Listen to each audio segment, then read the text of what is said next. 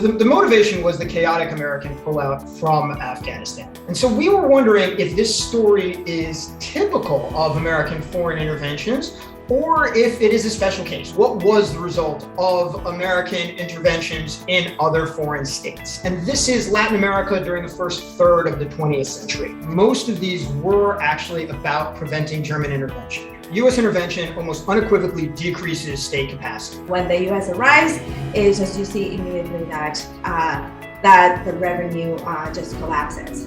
And then in terms of war, when the U.S. arrives, there's an increase in the probability of war. We do find that they stabilize governments. The incidence of coups and attempted coups does drop. So basically, to sum up, Nicaragua is the case that most resembles Afghanistan.